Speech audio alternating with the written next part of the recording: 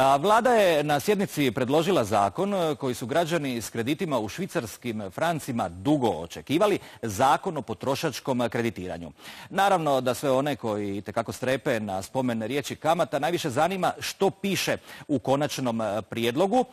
Petre, što točno čeka građane s kreditima? Dakle, mnogo nas. Evo, to ćemo saznati za nekoliko trenutaka. Imat ću dosta zanimljivog gosta, dakle prvog čovjeka udruge Franak koji će nam zapravo u najkraćim rečenicama objasniti što to, odnosno ova današnja odluka, što ona znači za građane koji su digli kredite u švicarskim francima, ali i za sve one koji ponovno dižu kredite u stranoj valuti.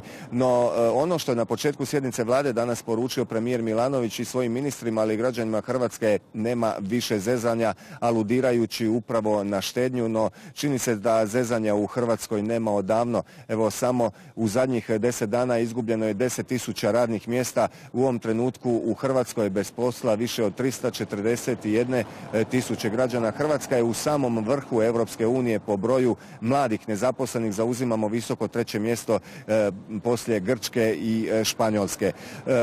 Naime, danas je potvrđeno iz Ministarstva financija, to je i najavio ministar Linić, ukinuta je poticajna štednja, stambena štednja. Dakle, od 1. siječnja iduće godine do 31.12.2014. godine nema više isplate poticajne stambene štednje. Država više neće davati taj novac. Pa evo, pogledajmo kako su to komentirali ministar financija Slavko Linić i premijer Zoran Milanović. Ponavljam još jednom, ovo nije ukidanje, ovo je dakle korekcija za 1 godinu. Vidjet ćemo, promatrat ćemo šta se događa, kakav je učinak. Uštede su nam potrebne u proračunu, odnosno smanjenje rashodne strane više nego ikada. Ušli smo u proceduru prekomjernog deficita, u što ulaze skoro sve europske države, ali onda nema zezanja. Imamo otpor bankarskog sustava koji smatra da neće zaraditi, ne da će izgubiti. On neće zaraditi, što samo znači da je on klizao i sa maržom u prethodnim godinama. Prema tome, on je građane opteretio i sa tečajnom razlikom, ali kako je cijena švicarca na tržištima padala, toliko je on sa svojom maržom rastao. Što smatramo da po zakonu o obveznim odnosima nije u redu da građani snosi i tečajnu razliku i da banka dodatno zarađuje u odnosu na početnu poziciju ugovora. Dakle, štedjeti na svakom koraku, poruka je ministra Linića, pa dakle je ukidanje ovog poticaja na stambenu štednju. On je to opravdao i nekim analizama koje je ministarstvo resorno napravilo, a to je da je dosta građana nakon 5 godina dizalo svoje ušteđevine i zapravo to nenamjenski trošila dajući to djeci ili kupujući automobile, a zapravo nisu se kupovali stanovi niti stambene jedinice. Bankama je poručio da moraju promijeniti poslovnu filozofiju i da zapravo više neće zarađivati na ekstra kamatama, na maržama, na špekulacijama i da im to država zapravo neće izlaziti više u susret potičući takvu štednju.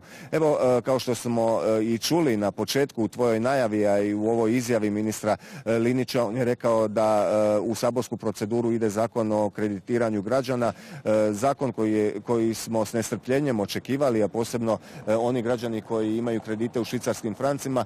Sa nama je gospodin Goran Aleksić ispred udruge Franak. Vi ste zadovoljni sa ovim današnjim zelenim svjetlom za ovaj zakon. Što konkretno to znači za građane? To konkretno znači da će se od siječnja 2014. godine svim građanima koji su podigli kredite sa valutnom klauzulom švicarski franak rate smanjiti otprilike od 10 do 30% u prosjeku. Normalno, ovisi o tome kad je tko digao kredit, u kojem mjesecu, iznosi će biti različiti.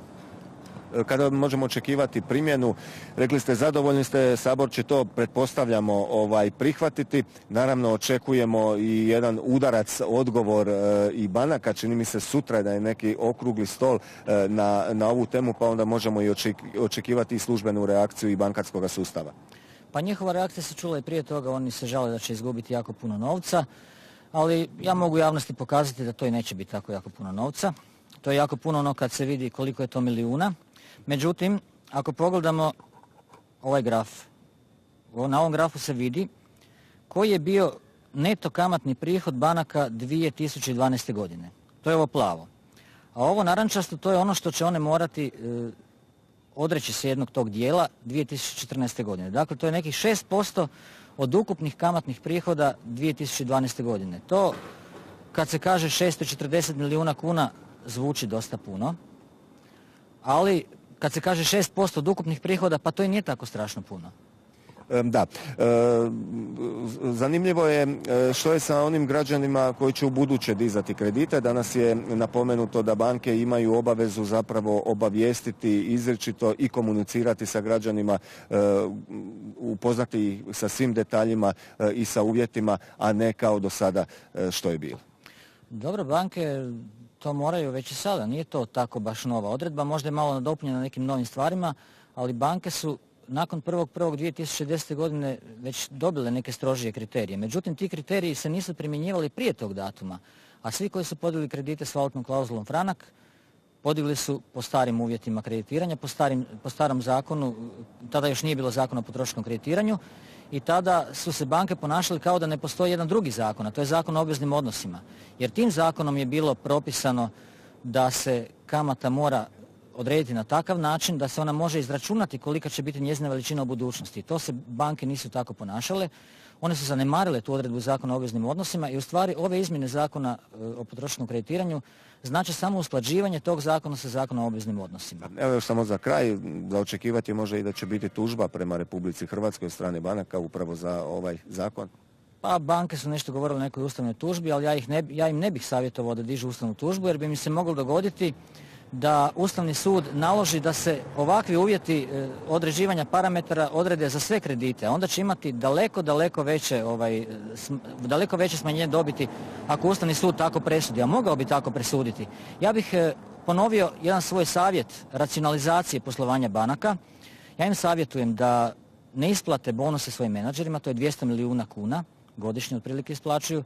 Onda 100 milijuna kuna su loši krediti koji će možda postati manje loši, to je 300 milijuna kuna, znači 640 manje 300 je 340, od toga odbijemo 20% poreza jer one računaju bruto gubitak i to je nekih 260 milijuna kuna gubitka, pod navodnicima gubitka u 2014. godini. Dakle, daleko manje od onoga što one govore. Ovo je moj besplatan savjet. Gospodine Aleksić, hvala. Vjerujem da ćete ovih dana sigurno još sudjelovati u ovoj raspravi koja slijedi i koja će izuzetno biti zanimljiva i važna za građane, ali i za banke i za Hrvatsku državu. Pa više nemamo potrebe raspravljati jer sad je na Saboru red da on odluči, to bi bilo to u stvari. Da.